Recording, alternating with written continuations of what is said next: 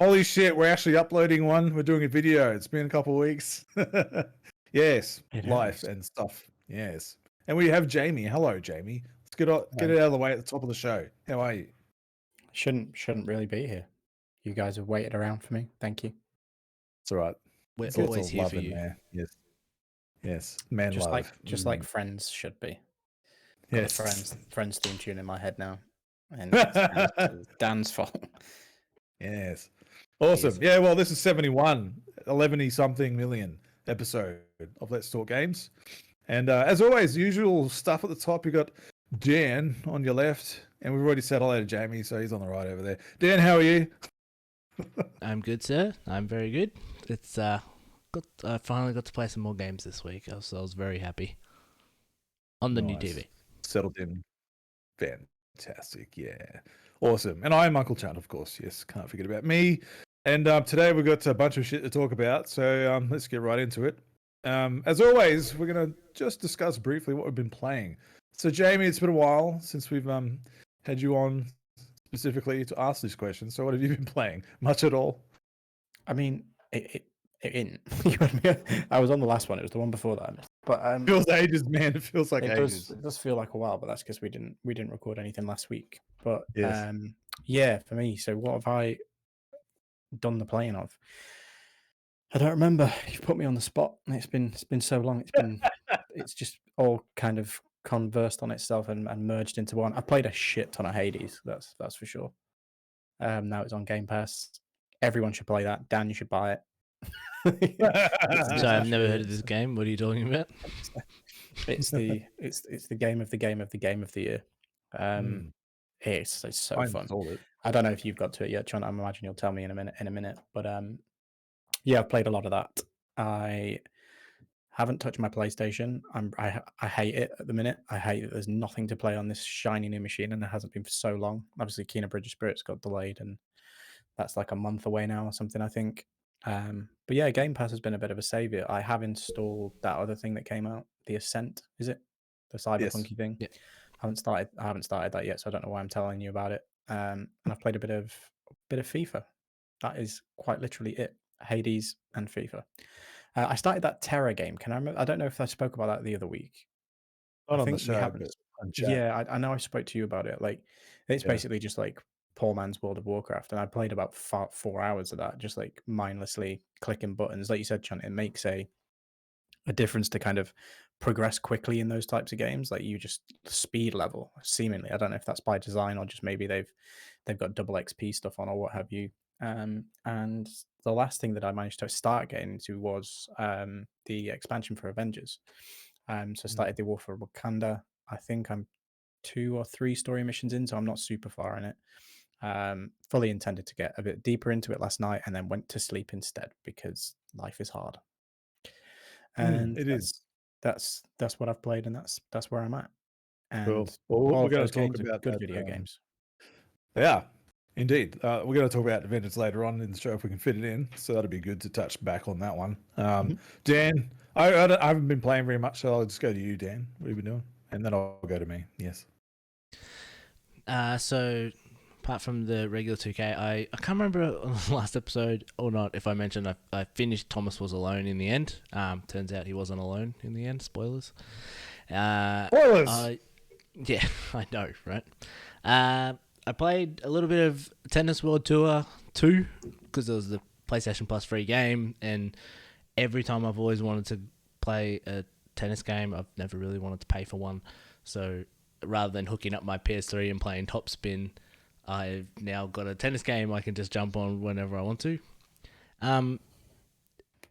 It was scary starting that game up because, like, Jamie, I know you play a bunch of sports games like FIFA and that.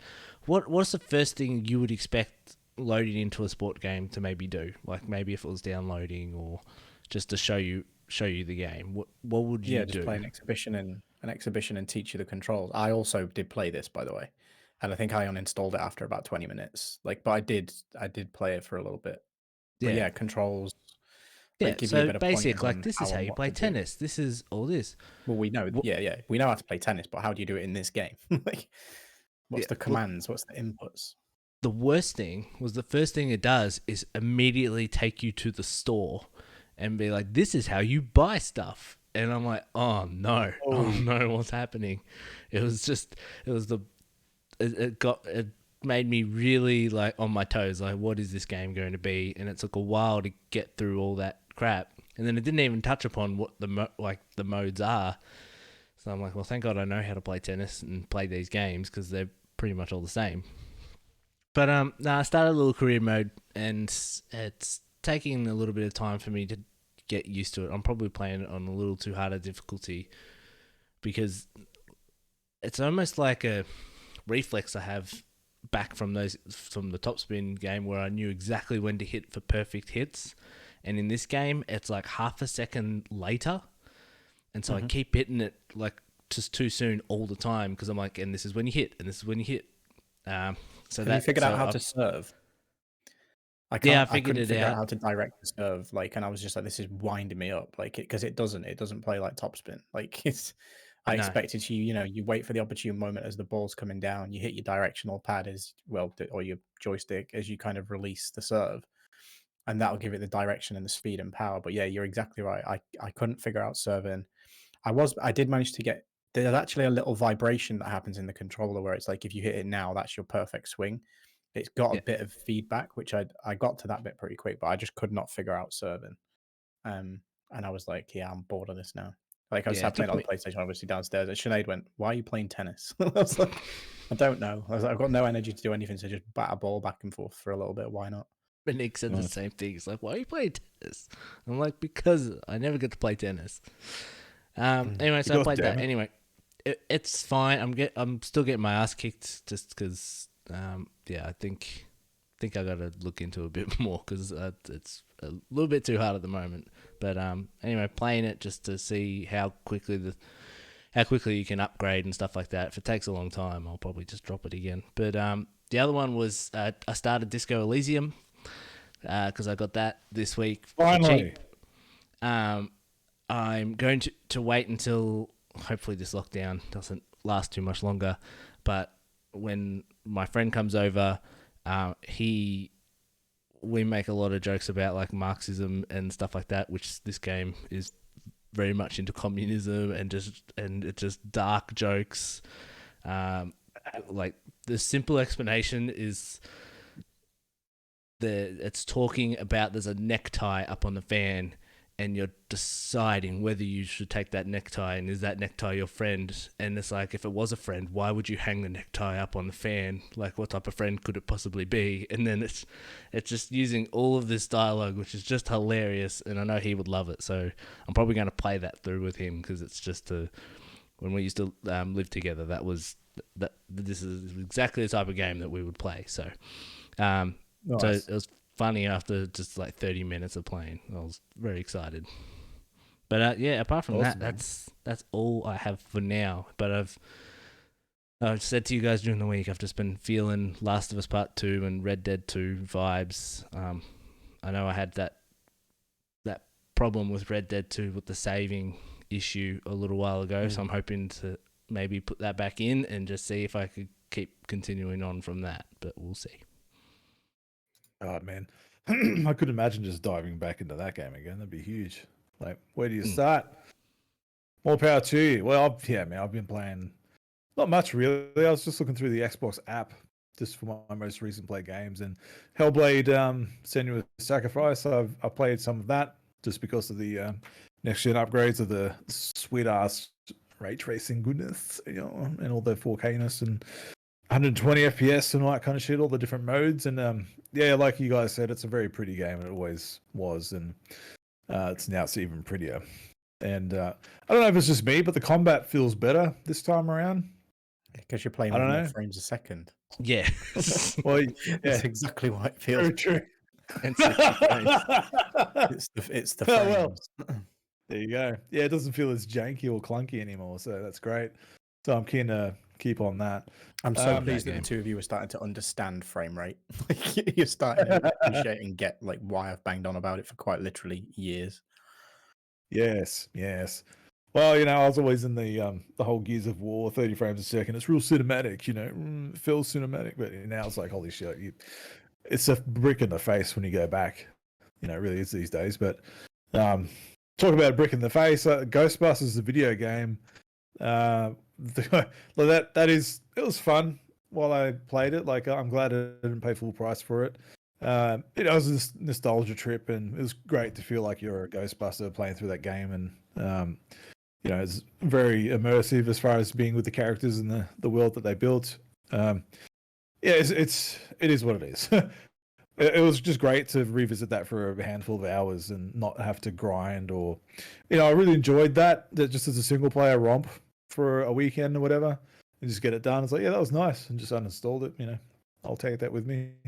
Otherwise, yeah, DC Universe, man, it's got my balls again. Like I just played through two characters, a hero and a villain, got them maxed out to 30 and started doing some of the end game stuff with both of them. And Sarah and I walked Sarah through both hero and villain campaigns, and it was great. I never did a villain campaign before, so it was a different.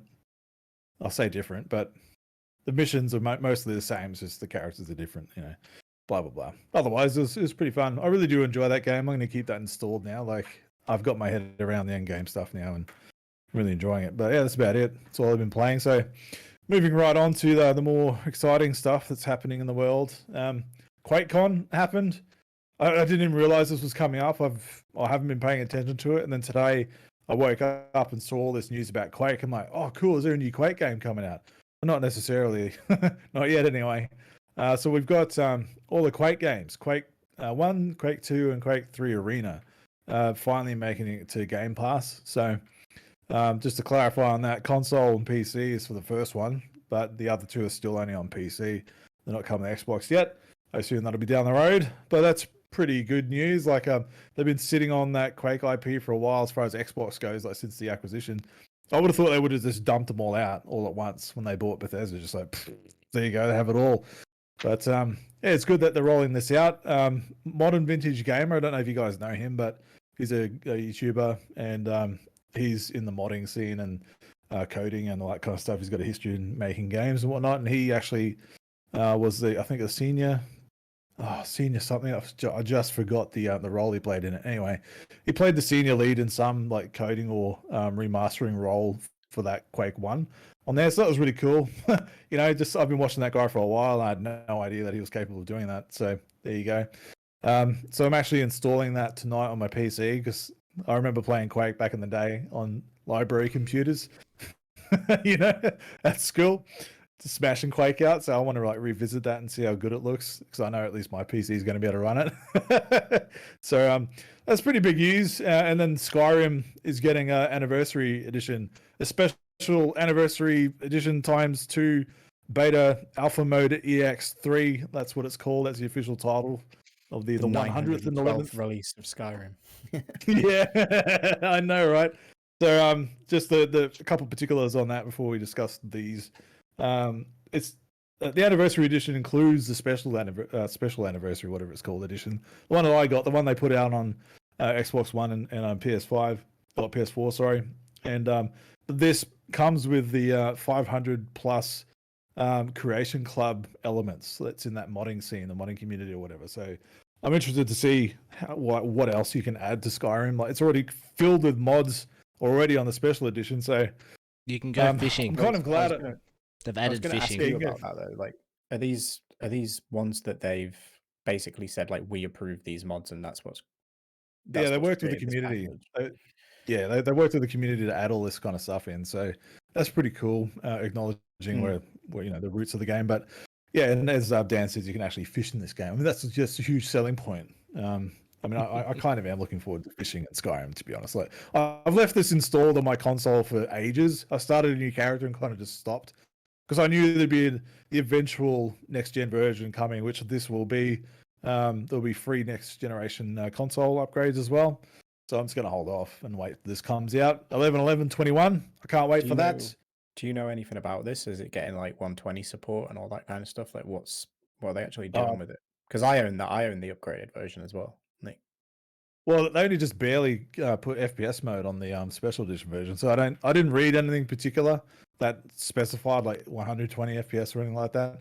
There's no like kind of details in the information that I had anyway, the one I'm looking at now, not specifying frame rate or anything, but they do say more news to come on that. So who knows? Who knows? They might show some more upgrades later for it. But yeah, that's PC, Xbox One, all the new consoles, PS4. So go get it if you want it. So that's all like the big Quake Con particulars that most people would actually probably care about. So your thoughts, gentlemen? Jamie, I know you're already starting to talk, so we'll pass it over to you. What do you want to say? Yeah, I mean, it's the like I said, it's the 9 billionth iteration of it. Like, how many Yes. more times are we gonna? I'm bored by it at this point. But if it's gonna get some like super high frame rate stuff, then cool, I guess. It needs a graphical patch, like massively. I don't know how into it they're going, because you'd imagine that some of the mods that have been made are probably going to be like some of the global illumination mods and stuff like that. The ones that are like super, that make it look super nice. Like if you make it look super nice, give it better textures, give it a super high frame rate, then yeah, I'd mosey about in there for a bit. But I want the next one. We've been talking about this now for what is it? 11, 11, 11 was when it came out, right? This has come out 11, 11, 21. We've been talking about this and playing it in different iterations for a decade. Like, I'm sorry, but just do something else. But I have nothing else to add. Like it bores me. It's like, oh, it's reared its head again. And it's like, how many more times can Todd Howard sell you this game? Well, I can tell you now, the version I've got, the special edition. Yeah, I've got that one as well. I've got mods in the game now that replace all the game characters and with better models and shit, and like they all look like very good. And I've added more mods to improve the lighting and the world, like illumination and weather effects, and like I've just applied all this shit, and it's like a new goddamn game, like 4K like textures and shit. And What's annoying about that though, John, is it turns achievements off, right? Yeah. If you start using mods, it's like you turn achievements off. It's like, no, thank you. I quite like my achievements. So Same. I know. Trust me, I know.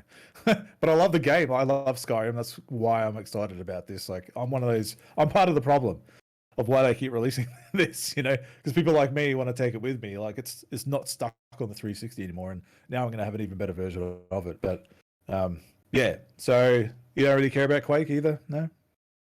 Quake, I think I've played it like once, and it was at a mate's, and I was very much in Halo console shooters, and he was more like PC Quake like type of thing. I like the way it feels. It reminds me. Did you play the multiplayer for Doom, the Yeah. remaster? Like Doom's multiplayer feels very similar to Quake to me. So keen to check it out. I mean, I've not actually seen. I know that you sent that screenshot of this is all available today, but I don't know like what versions of what it is. I know they're making a new one, right? That was part of like what they've shown, but they're also have they remastered the old stuff? Like I'm just out of the loop, so I can't really give an opinion. Yeah, the Quake one.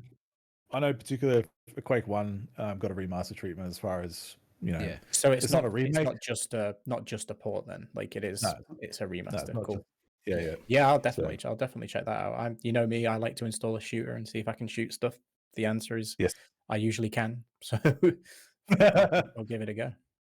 Nice. Dan, yourself? I mean, these are coming to your side of the woods as far as the console era goes, yes? Yeah, no, I don't have much history with Quake or anything. I'm going to say I've never played it, but quite possibly I could have. I have no clue whether I did. It would have been that long ago. The main thing I probably looked through this, like the lens of this, is I think we're going to get a few games announced over the next probably year or so where we're going to learn about what the priority is, I guess, with Xbox, with some of these games that have coming from these studios that they've bought. So like you mentioned that you've been playing Hellblade, which got the upgrades for Series S and Series X, and PlayStation 5 didn't get any type of upgrade like that, but things like Quake is getting that upgrade to PS5, which I thought was interesting. It's going to be very good looking blocks of old assets, but Hell yeah. and and then Skyrim's obviously getting it as well. So I'm curious, probably more so in that lens, about which games they're going to follow through with that are on multiple consoles, and which ones they'll just keep to themselves. Which is what they can do, whatever they want to do. That's fine. But yeah, I was more interested that happened in the same week. True. Fair call too. Right. Well, that's that news. Not really much to touch on that, so we'll just keep going. So we've got a lot of little nuggets to go through today. It's exciting. This one maybe not so, but we'll talk about it anyway. Pokemon Direct happened this week. Yes. There's some good and some bad in here. It really did happen, yeah. The two things we're not even going to bother. I'm not going to bother talking about them. There's the food one, that the little mini games one, whatever. Who cares? And Pokemon Unite, that MOBA, yeah, cool. That had another thing on it. Cool. The only ones that anyone that knows Pokemon cares about is the Diamond and Pearl remake and the Legends Arceus. So, Jamie, let's talk about your favorite Pokemon's ever's. Pokemans. The Diamond and Pearl series. Your thoughts on this? Full Gen 4. I'm a bit in between on how they're doing it and what they're doing with it, because it seems like it's obviously pulling and using the engine from Shield and Sword. So if it's using those, like, cool. I'm happy about that. That's no big deal either way to me. It's like, right, the systems are going to work. It's functional. It'll play something similar. What I don't think works is the overworld style. It's too cartoony and too chibi. And I don't my memory of it isn't in that kind of chibi style. Yeah. I know that if you look back at the sprites and the models and everything that we used previous, that they did have kind of, a bit of a big head, but that was just the nature of the DS, right? But it's like that game was supposed to make you feel like, your guys were it was the first time that they ever felt like teenagers as opposed to kids. And it's like, I'd like for them to lean into that a little bit more, maybe even keep the art style from Sword and Shield, because it works. But yeah, they've gone the whole chibi overworld thing and it looks a bit weird. But the systems and everything, they're bringing back kind of the underground area thing, which was one of the best parts of Diamond and Pearl. The legends and stuff are coming back. I hope maybe there's been a few tweaks and they include a lot of the stuff that came out in Platinum, so that the Platinum content is in like these from the start. That would be quite cool.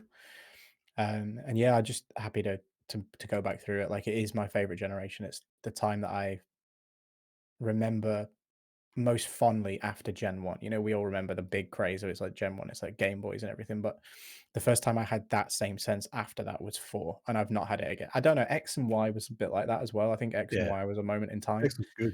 Yeah. Yeah, so like I think that's, for me, they're the 3 moments in time: Gen 1, Gen 4, and then was it Gen 6? Gen 6 was X and Y.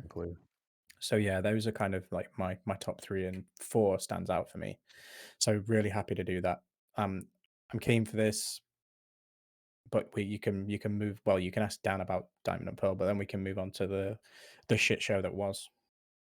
Yeah, so Dan, I'm not sure on your history of Pokemon. Like, Gen 4 is not my bag. I already moved on by that point. Like Gen 1, I'm a 151, that's my Pokemon. That's why I loved Let's Go Pikachu, as gimped as it was. I thoroughly enjoyed my time with that game. So Dan, did you watch this Direct at all? Does it interest you at all? I'm not sure you're like really caring too much about the Pokemon stuff. Not one iota. No. Cool. So moving on then. So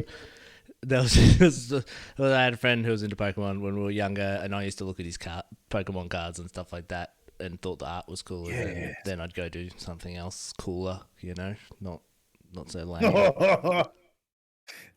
You just go swing your balls around, Yeah, look at my testicles. I'm a man. Yes. Well, better swing my balls than some Pokemon balls. Oh man, we played the Pokemon card game. It wasn't too bad. My brother was right into it. But anyway, whatever makes people happy, which I don't think this made people happy, but sure, whatever. Yeah. I think I must say I'm a little disappointed. Sorry, go ahead. I just saying there's a lot there that people were not happy about. Put it that way. Yeah.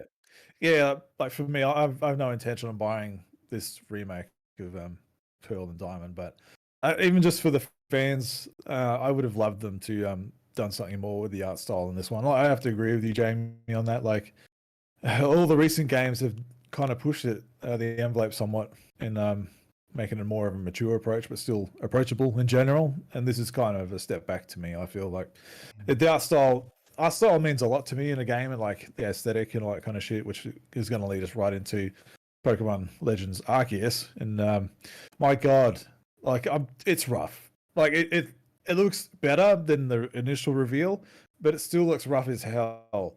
Like I said on the chat earlier, like the aliasing is all over the shop, and everything looks fuzzy and blurry, and like when the camera's moving around, it's like shimmering with all the edges and shit. It's like yikes, man! Like this, I don't see how they're getting away with it. Like I see a lot of apologists happening online, and like the Switch, it's anemic. We all know it's anemic. Like the hardware is anemic, but it can be optimized, man. Like I know we'll probably discuss some other games that are on the system that put it to shame, but I'm really disappointed. I'm still hooked though. I'm not going to lie. I'm not going to be a hypocrite and then buy it later on. Right? I'm still interested in the game. I'm just a bit disappointed that it's not going to be quite the experience that I imagined. I thought it'd be further along than this.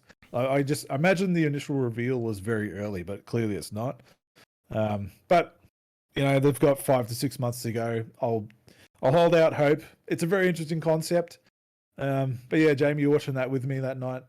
Any extra thoughts? I guarantee it gets a delay. Yeah, January 28th.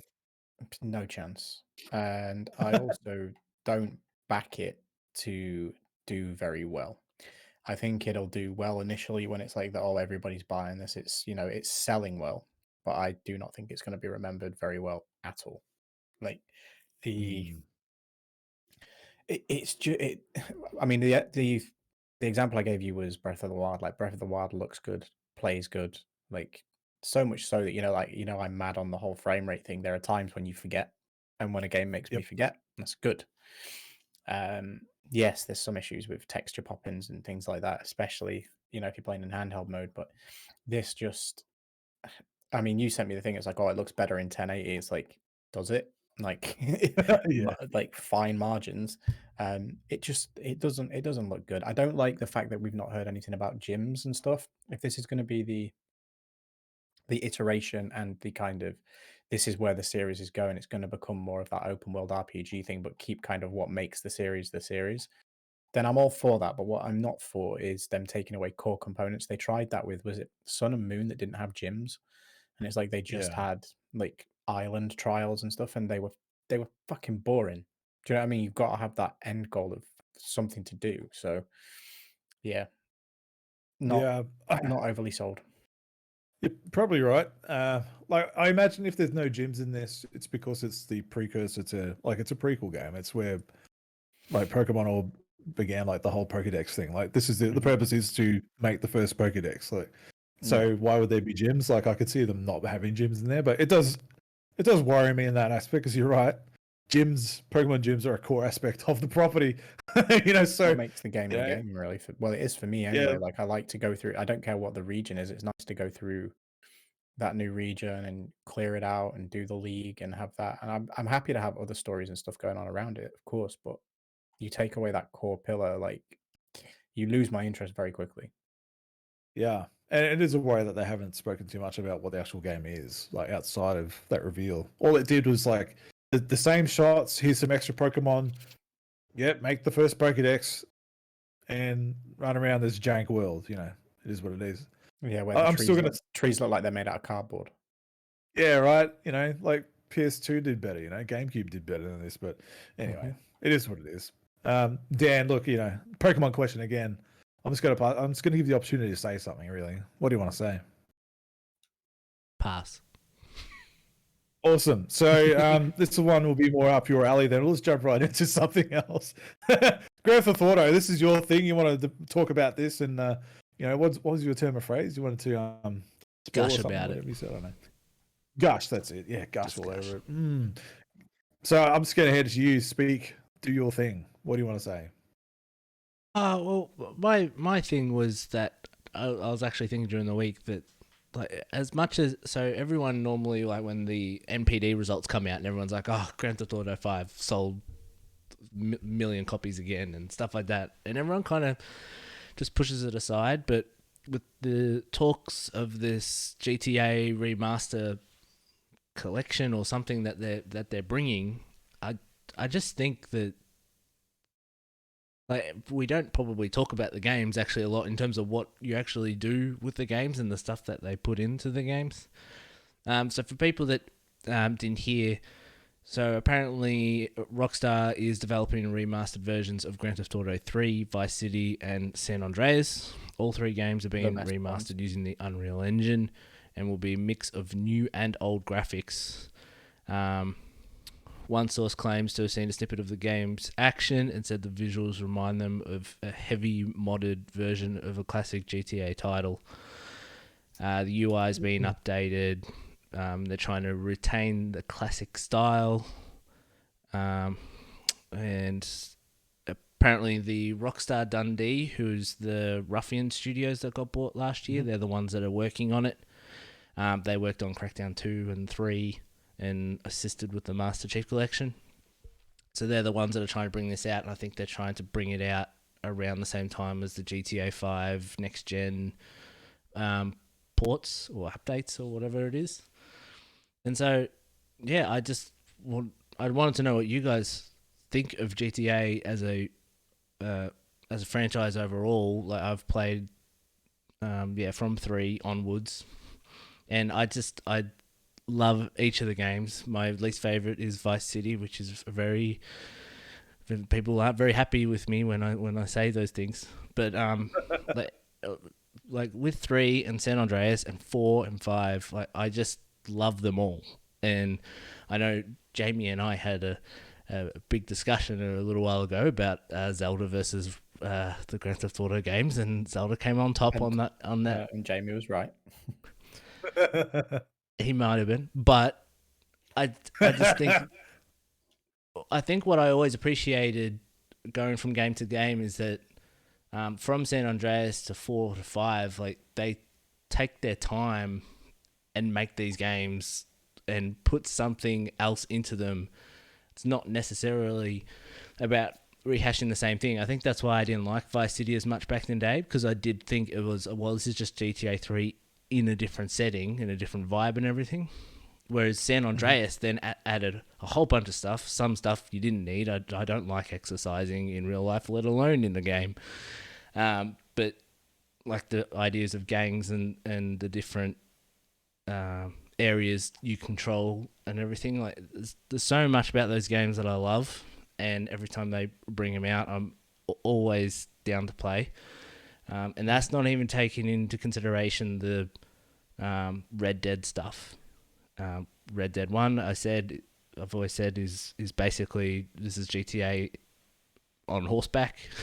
But Red Dead 2 was something completely different. So it was its own game. And they're not the best studio in how they work.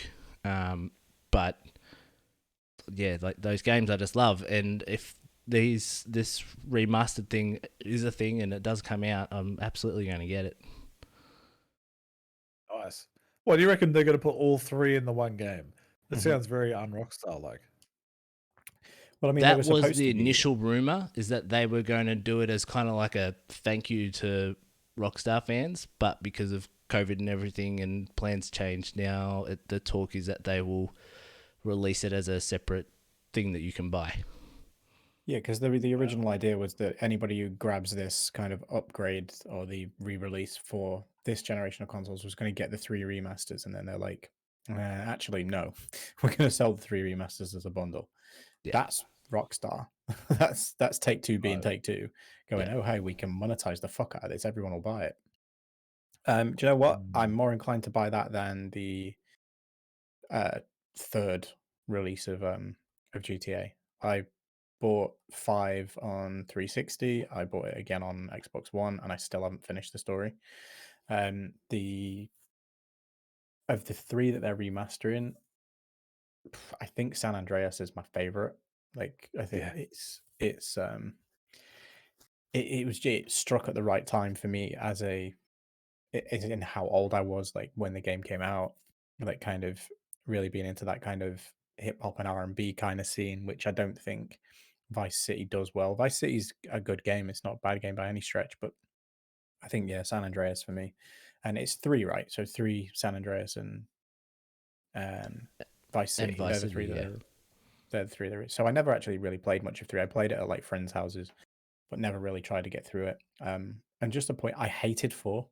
I really didn't vibe with GTA 4 at all. I think it changed the premise too much from being a bit silly and not taking itself too serious to try and being a bit bleak and serious. And Yeah, it yeah, that was wasn't very that wasn't a serious. thing for me. Yeah, Nico So Bellic. that kind of took me out a bit. I still want to go back and finish 5, but every time it's like, oh, do I now just wait for this upgrade and do it in high frame rate and better visuals and whatever they managed to do to it? But I'm pleased for fans of the series. These 3 games are brilliant, and if it gets a proper remaster, like a good one where it is like the whole world has been revamped, they're moving engine, which I find is weird.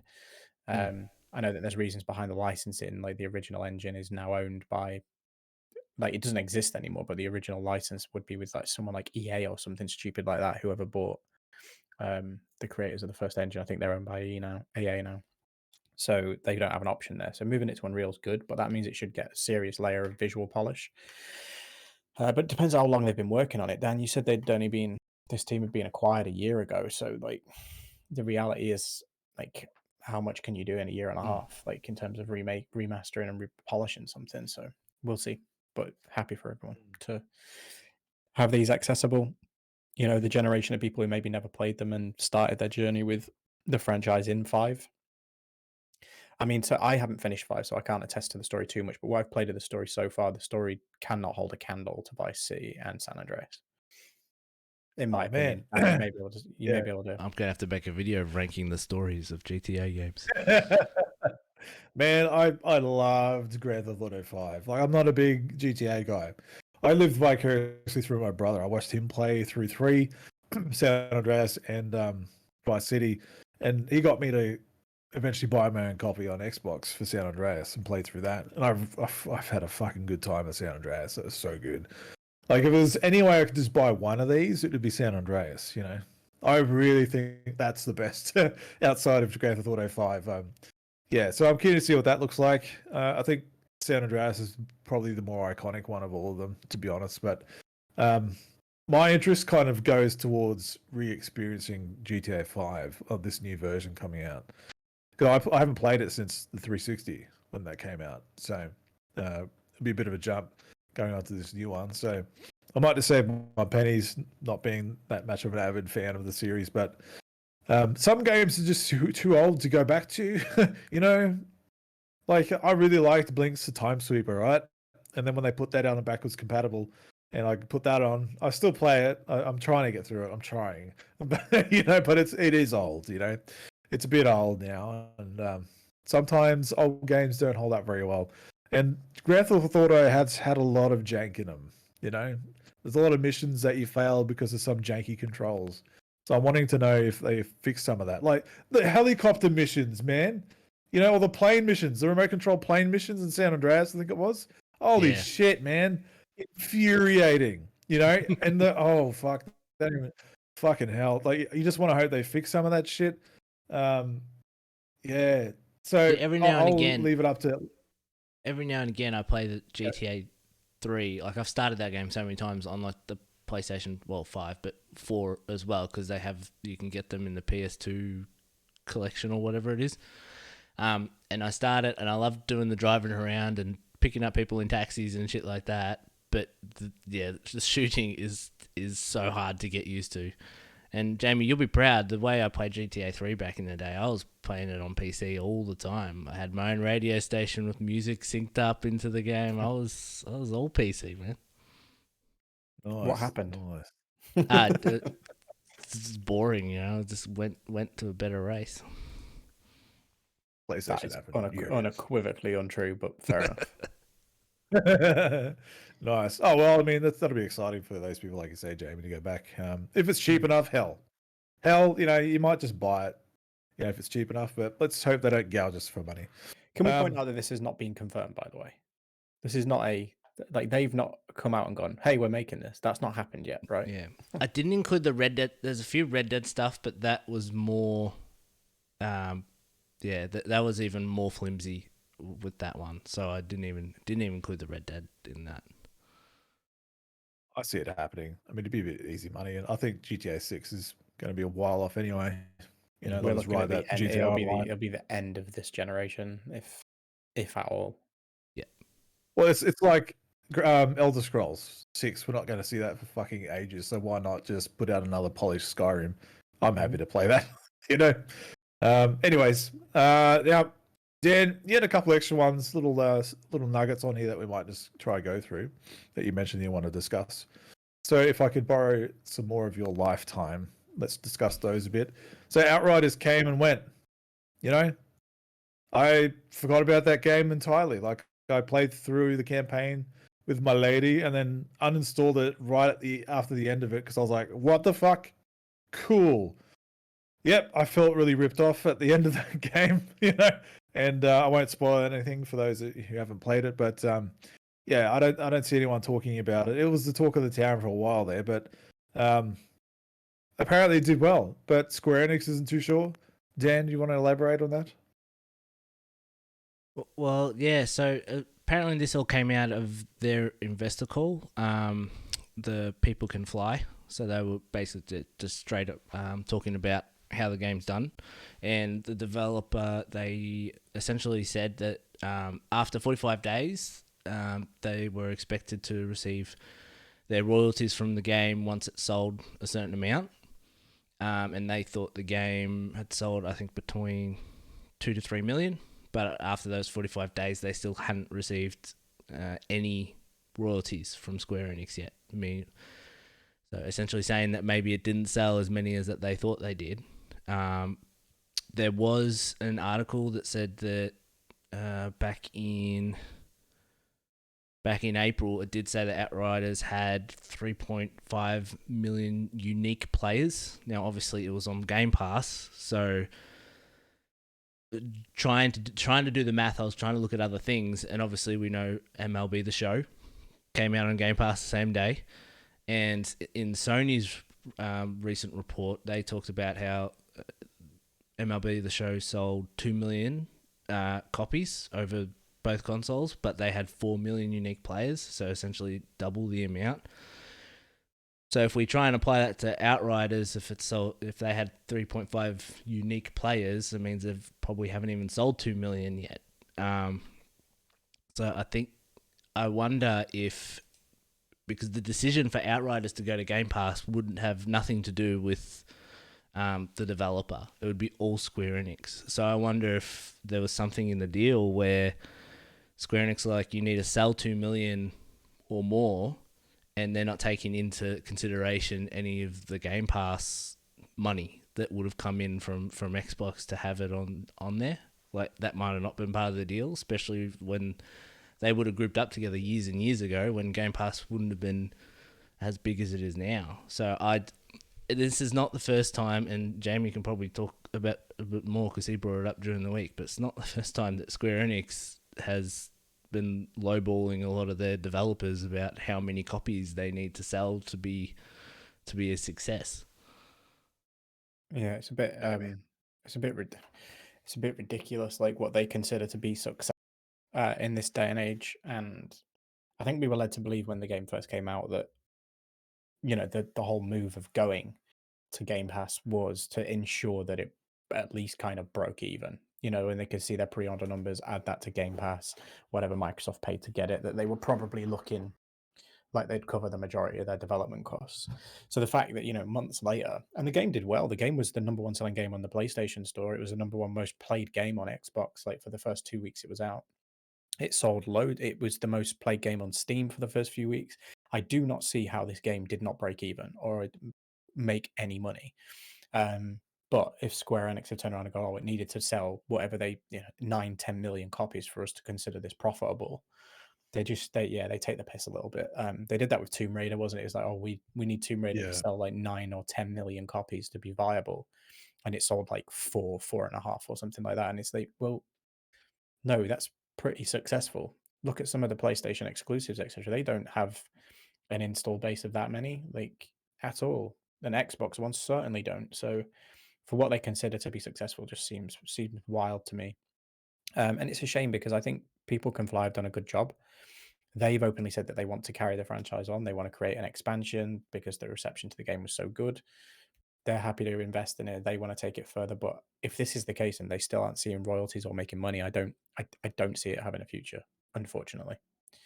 Well, even in that article, I didn't add it into what I had here, but he did mention that, like, for future games, they're going to try and self-publish themselves because they just don't have any information from Square Enix to know how they're doing and what's happening. So, and they said that happens when you get other publishers involved. So they're going to want to self-publish in the future if they can. But on that note, Square will likely own that IP, right?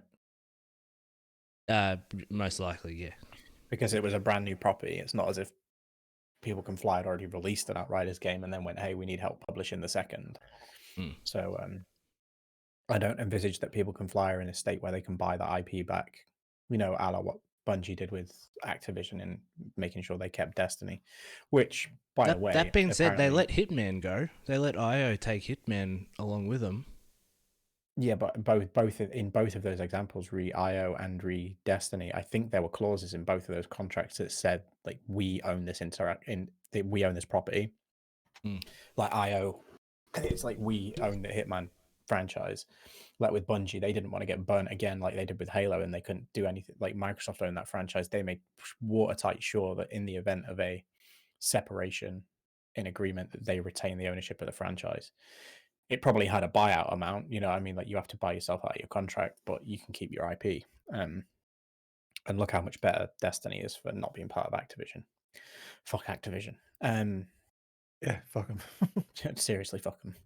Fuck them in the dick hole. But yes. Yeah, interesting to see how they go. I feel for them because I thoroughly enjoyed it. I finished it. Chunt, you finished it as well, did you not? Yeah, I enjoyed my time with it right up until the end. When again, I can't say why because it'll be spoilers for whoever wants to listen. But yeah, otherwise, yeah, we're gunning through it, and it felt. I'm not like a looter shooter guy, but I was really into this one because there was more to it. That's why. Yeah, exactly right. Yeah. Like the DNA was there all over the place, and yeah, I really enjoyed it. But look, I'd be interested in an expansion. I'm not gonna lie, but like Final Fantasy 15 always comes to mind with Square Enix's expectations. Like Final Fantasy 15, as maybe problematic as it had a problematic development, but it was still I really thoroughly enjoyed that game, and it had several expansions as far as like episodes, I should say. I think 6 different episodes as DLC content, and it was one of the highest highest selling Final Fantasy games like ever. So, and they still deemed it as underwhelming. So, I don't know what it takes to please Square Enix. They seem to be fine with an Avengers failing. Well, I don't know. I call it failing, but anyway, who knows, man? We're not involved in those conversations, but it's pretty dirty to not give your studio the numbers so they can gauge on how they're going. I think that's a real dirty move. Yeah, but I don't really have much else to add to that from what you guys haven't already said. So now there's a couple other bits here. How are we going for time? We got 2 bits. We got something to do about. Yeah, Call of Duty. We missed a week. Let's long it out. Yeah, come on. No worries. Look, Call of Duty's next. No, I'm not a Call of Duty guy, so I got no idea what this reveal is. So someone's going to have to enlighten me here. This is one of Dan's notes. I want to talk about this one, Chunt. So Dan, lead it for me, enlighten me, and tell me what it's all about. Yes. Yeah, because I haven't seen this either. So. Okay, so essentially, there's it's a shame you guys can't see because I've got the trailer playing in the video at the moment. So, anyway, they released. Sledgehammer has released Call of Duty Vanguard, their first official reveal. So they're just showing off this World War II title that they're doing again. What I enjoy about it is that there are 4 different... It's mostly focusing on the story of the game. There's 4 different fights that are happening in the game over the different parts of the world. So you play as a American. You play as I had them Really, all an up American? here. Yeah, an American. But an Australian. You play as an Australian as well. Oh, awesome, cool. There it is. Okay, and then you play as a Soviet and a British. So they're different versions in the game. So the American is you're flying, Australian you're with tanks. The Soviet you're a sniper, and the British is someone that's like boots on the ground type thing. And the idea is that you play as all of them throughout the story, and then they kind of all come together at the end. There we go. And yeah, apparently a lot was them talking about the story of that. In terms of multiplayer, there's 20 maps. And what I find really interesting, we talked about the other week, like, will Activision get this game out if they have to? And it's interesting looking at Sledgehammer's, games that they've worked on over the time. And just with this, it's been assisted by Treyarch, High Moon Studios, Beanox, and Raven Software, all helping them out on this game. Jesus. So yeah, apparently Raven are working on, I think the zombies mode, and Treyarch is working on the multiplayer. So they've just brought in everybody to get this game done. Anyway, trailer looked good, and I liked that there was an Australian side in it. That's always nice. It does give me kind of like Battlefield 1 vibes, with the whole point of like the different vignette stories that game had. Yeah. But not talking about all the stuff that's happening behind the scenes. I always like Call of Duty single player stuff, and this looks interesting. I don't mind that they've gone back to World War II. Because we had a long break with World War II games, and they're switching it up. But yeah, I'm not sure if you guys managed to watch the trailer while I was doing all that talking. But yeah, and it's coming out November 5th. So you watch when PlayStation have their state of play. Xbox on the same day will announce the release date of Halo. Yes, I can't wait. Yes. Oh, that's cool, man. Like I know a lot of people. I personally know a lot of people that play Call of Duty, and that's what they really look forward to every year. So. Yeah, it's good that they've got more to play. But, I mean, World War II, holy shit, yeah, cool. Like, yep. All right. Like, what do you do, man? What does Call of Duty do when it runs out of things? Like, how many stories can you really tell in the, I know there's thousands of people that are involved in these wars, so it could be endless. But like, how many times do you revisit that? Like, the key battles in those wars, I don't know. Whatever. They tried the future stuff. It didn't quite work, did it? So, yes. Jamie, you're a shooter, man. Any perspective shooter, man? Shooter. I am, but I think I grew out of the Call of Duty shooting a long. Destiny's PvP replaced that for me a number of years ago now. Every now and then I'll kind of fire it up and go back to it. Like I can still more than hold my own, but I don't get any enjoyment out of the multiplayer side. Go back occasionally for the story stuff. I started the World War II story campaign because it was free on PlayStation Plus a while ago, and I just couldn't I just couldn't get into it. I don't know if it's exactly what you're talking about. With when I've done this so many times, I've seen these types of stories so many times. There's just nothing new. Like, and it wanes my interest. I always really favor the Black Ops series as well. That's my favorite series, especially in terms of the stories as well. I think they're always traditionally much better done. Treyarch nail that.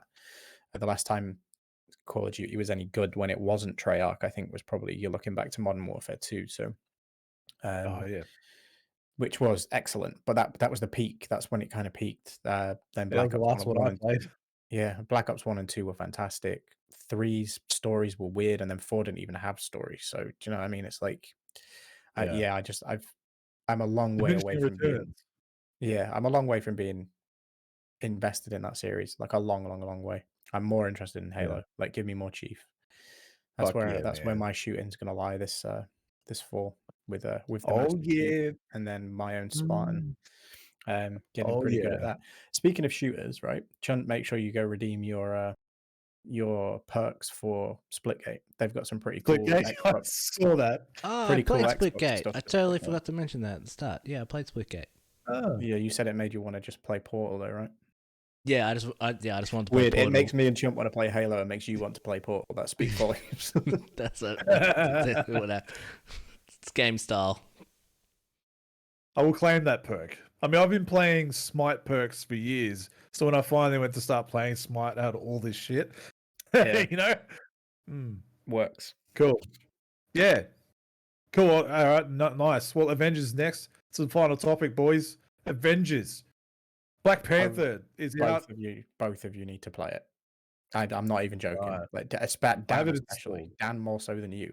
Like, and it's like quite honestly, that I said to Dan like straight away, I was like, take your computer into your lounge room, like plug your PlayStation controller into it, sit back on your couch, and Wakanda looks gorgeous. Like it's a vibe. It's a marked improvement over the original game. I am not interested in engaging with the gear game or anything like that. I'm purely character focus.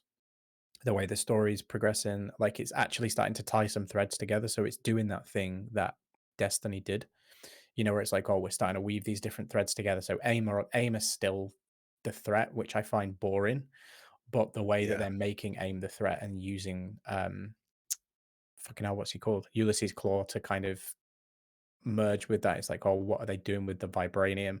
They're bringing vibranium in as a big kind of part. Obviously, you wouldn't go to Wakanda if that's not what you were after.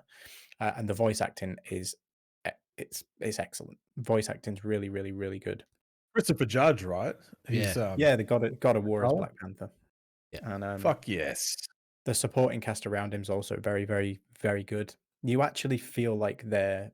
So I had big issues with the original that the characters felt like Marvel movie ripoffs.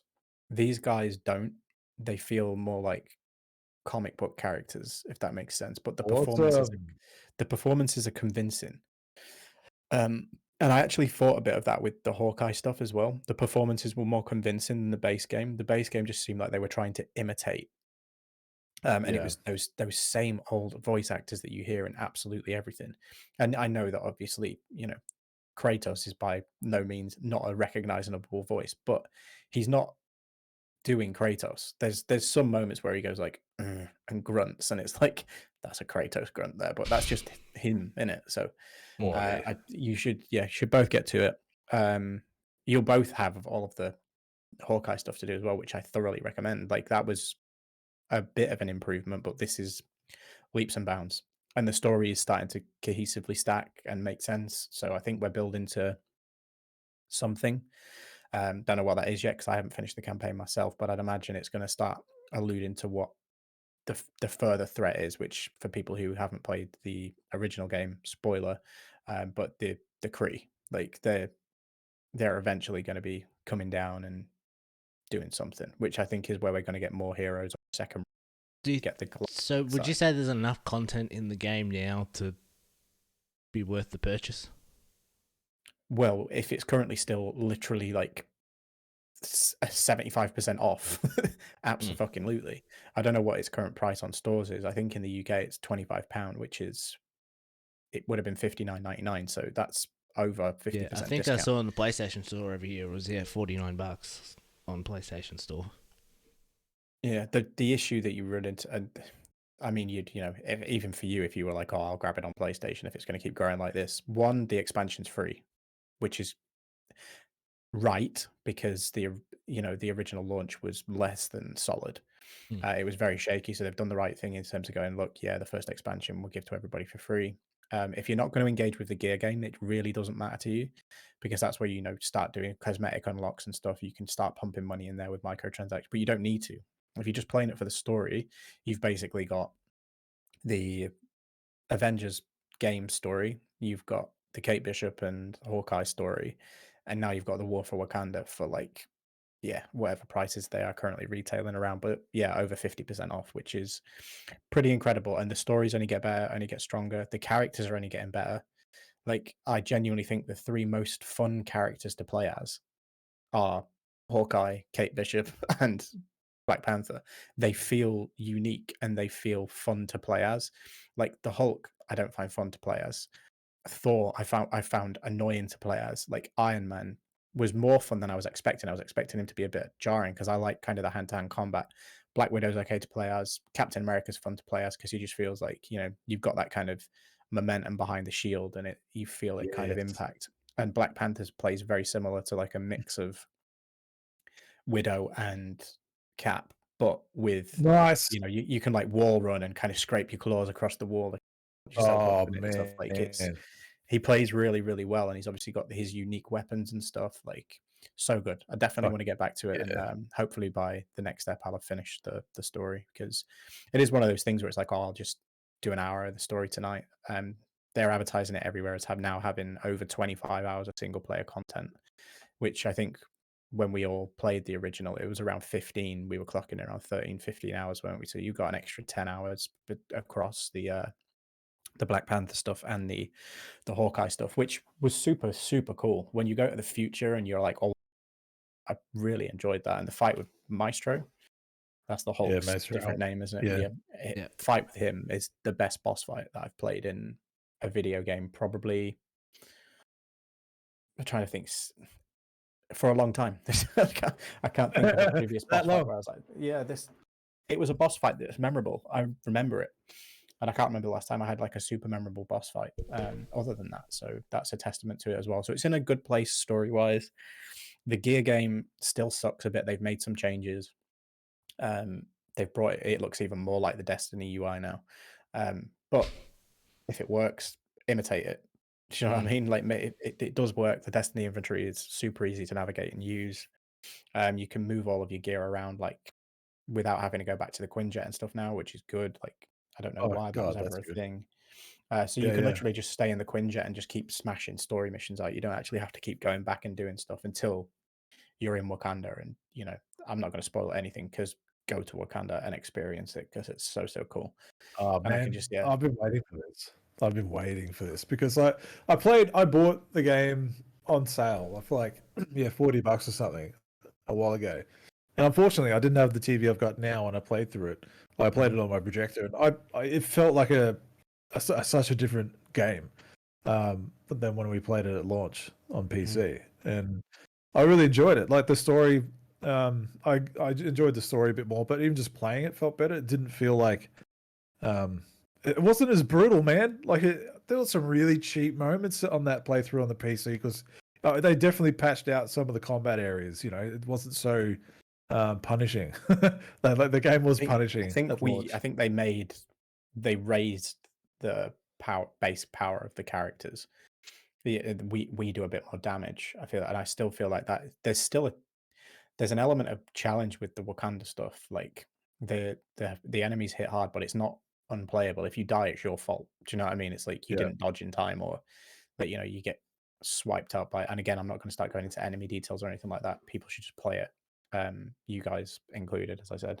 Man. But yeah, I've been sat here, at the desk a few nights this week, kind of when everybody's gone to bed, and just had that couple. But I'm quite tempted to just drag the Xbox downstairs because I want to throw that up on the OLED and OLED. have the full Yes. HDR support and stuff. Like for games that are not, it plays at 60, it's crisp, it looks good. Yep. But yeah, you should both play it. This Black Panther content's what I've been waiting for because I like Black Panther. He's one of my more favorite Marvel heroes besides Captain America. So Captain America's my favorite in that game to play. And he was still actually quite close to character, which was good. I didn't really care much for the other ones. He was a Chris Evans, but not so Chris Evans. Not like the other ones that were like just so badly trying to be those actors. I thought they did well with Captain America, even though the suit. I've got a problem with the suit. I hate it. Anyway, ranting on, but yeah, Black Panther. Holy shit! Like he's just such a boss. I can't wait to play it. You get I think if you boot it this week, if you play this week, you get an additional Black Panther costume for free as well. Just boot the game. You have to boot it. You have to go and claim it, obviously. Which you need to go into his marketplace and then find the one that says free. but it's basically it's like it's a very comic booky one, you know, where he's also got the cape. Oh my god, sweet. So it looks that's what I'm actually playing with that one rather than the stock one, because I was like, I want it to feel more comic. I want that game to feel more like a comic book game than like a rip off of the Marvel movies, which I think they're really starting to get to now. And I felt that, as I said, I felt it with Hawkeye, and I'm really enjoying this now. So it's making me want to play it actually. But I spent my entire lunch break talking to you guys, so it's very tempting. Do you have predictions on who might be next coming? They've said Spider-Man's still coming, and he's due the end of this year. Although I don't see them doing that around content if it's going to be kind of just coming to PlayStation. Do you know what I mean? If they're not going to build the content around it. So I think, I don't know. I'm in no place to answer, because I think we're going to get that tease by the end of this DLC. And I'm not there yet, so I can't. I'll ask you the same question next week. See if the answer's the same. Yeah, I think, as I said, from the first game, it seems very much like the Kree. They send that, you know, the Sentinel sends up the warning shot at the end of the first campaign, right? And we know that, well, you guys might not, or you may have forgotten, but Miranda escaped. Yeah. So we think she's dead. She's not dead. She's controlling AIM from some kind of spaceship, like, and it's like she's up in space. She's controlling and manipulating stuff from down there, like with technologies and what. So it makes sense that I think the Kree will come. I think Captain Marvel is quite possible to be the next one. Maybe they do some kind of weird crossover with the Guardians after the game comes out. Like, who knows what they're thinking or trying to do. That would be cool as fuck. Like, you know, the Guardians game comes out, and then, like, say early next year, it's like, hey, the Guardians of the Galaxy are now coming to Avengers. But then do you instantly kneecap that? Do you kneecap it? Do you know what I mean? Yeah. It's like, so you think they'll stay sci-fi? Well. You think they'll stay sci-fi? Like, they won't go Doctor Strange, like supernatural type magic way, or you think they'll keep going? You see, though, that's gonna. Yeah, I know something that yous don't. is my response to that. Right. Because okay. La la la la la la la la. No, like all that I can say really about it is, like, look for the Easter eggs, because they're there. Cool. If you get to the expansion. Well, I've got it installed, all its 4K goodness on my new TV. I can't fucking wait to play it. Now that I've done with DC Universe, it's time to move back to the Marvel for a bit. So, yes, awesome. But cool. there's very much, without spoiling anything, just keep an eye out for Wanda and Strange. Oh my god. Yeah. I'm just thinking of movies that are coming out next year and what they'll try and. Whether they'll try and do the synergies. Yeah. They did it with Widow, didn't they? So yeah. Although apparently that was just basically nothing. It was like an outfit and a harm room, so no point. Speaking of which, I watched Black Widow tonight. It's fucking garbage. Oh, thanks. I've got it ready to, and I haven't yet. It's not garbage, Chris. It's fine. It's like middle of the road. It's in terms of the Marvel movies. Sarah didn't like it. You watch Sarah was like, "Man, that was really shit." You watch it, you'll be like, "Yep, that was a movie. I watched it. It was fine," and you probably won't need to watch it a second time. You 100% won't need to. Yes. Well, enjoy, Jamie. Have fun with that. Yep. Cool. Yeah, well, we're done here, aren't we? We are. Yeah. We are. Sign us off. Cool. All right. Sign off. Touch yourself gently. Be nice to each other. Love more. It's a hard world out there. Not in that order. See you later. WAKANDA forever. All at once. Yeah, WAKANDA forever. Nice, Jamie. Nice. Yes. Done. End.